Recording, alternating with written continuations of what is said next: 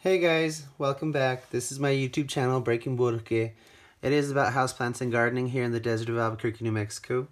In today's video, like most of my videos, it's a propagation video.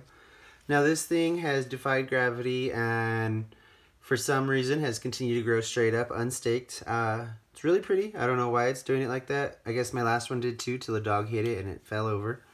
But I'm just gonna see if I can show you the entire plant. Now there's the very tip of it, and it's about 3 feet long, maybe.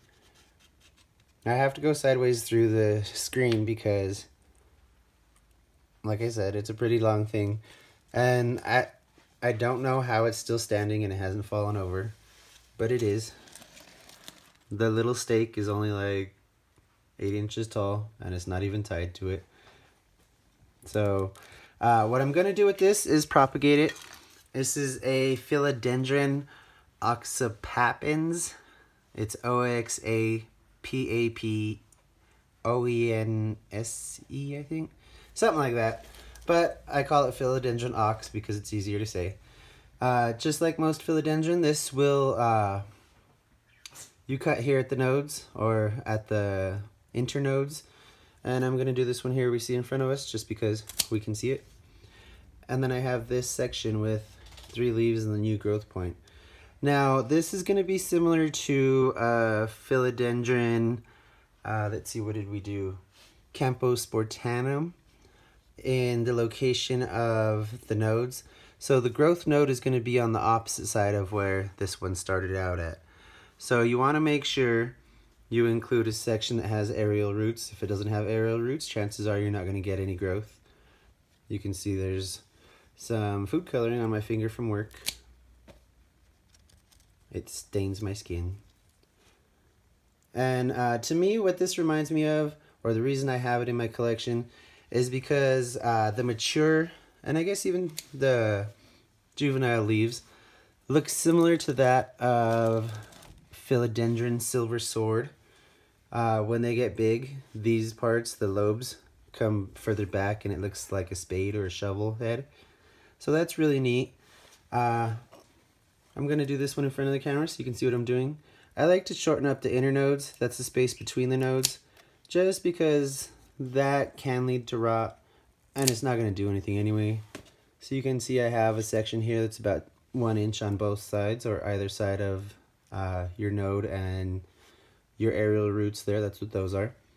And it does have a leaf as well. If you can leave the leaf will help with photosynthesis, making energy for the plant to be able to grow faster. If you take the leaf off, it will still grow, or can still grow. It will just take its time. So if you can, single leaf cutting with a node is best, or that's what I do. And it's going to be the same for all these. Just make sure you take them back. Like I said, I leave about 1 inch on either side. So what I'm taking off is about 2 inch spacing between them. That's the inner node because there's no nodes on this section. It's basically just a branch. So I'm going to bring this rest of the plant up. You can see it's dusty. And I'm going to prune it probably back down here.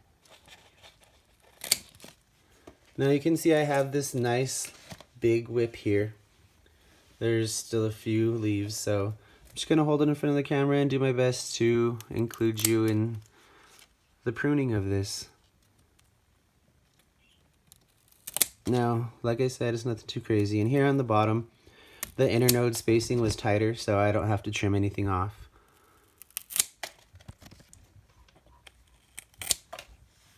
And these cuttings are only falling like 4 inches, so don't worry, they're not getting harmed or broken by falling.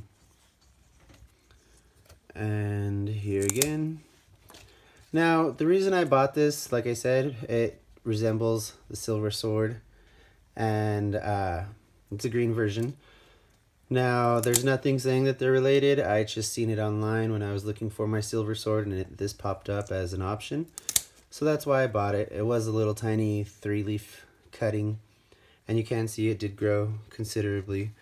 So let's see, we have 5, 6, 7, 8, 9, 10, 11, 12. Looks like 13 cuttings. So I will definitely have plenty of these. You can see this is one of the more mature leaves with the lobing starting to happen towards the top. And when these are mature and putting out full-grown leaves, the leaves are about 1 foot to 2 feet on them, maybe even bigger if you got a nice healthy plant in a good environment where it's able to thrive. But I'm just sticking these in water, nothing fancy. I'm gonna show you as soon as I get them all in there. And I think I miscounted and we have closer to 20, but that's okay. Now you can see all we have to do is make sure to have the aerial roots in there. You can put some of the stem in water. It's not gonna rot, the petiole, this stem that holds up the leaf. But this leaf, as soon as it starts to grow, will probably die off anyway. So it's not a big deal if it does lose the leaf. It's just always better if you can keep it on there, because then you have a chance of it producing energy and growing a little bit faster. This is Philodendron Oxapapense, and like I said, I got it because I hadn't seen very many people with it, and it resembles silver sword. And I did leave a leaf on the mother cutting as well, and there's a couple nodes on here, so hopefully we'll get a couple growth points. Now again, I can use the stake to hold it up because it is a tiny little propagation once again, and I can try and train it to that. If you get your aerial roots to stick into your moss pole, which is the whole point of the moss pole and not having to tie it to it, that's when the plant recognizes it's attached to something and it will grow bigger, prettier leaves. So try and keep your moss pole moist if you're trying to grow something up it, especially for better leaf conformation.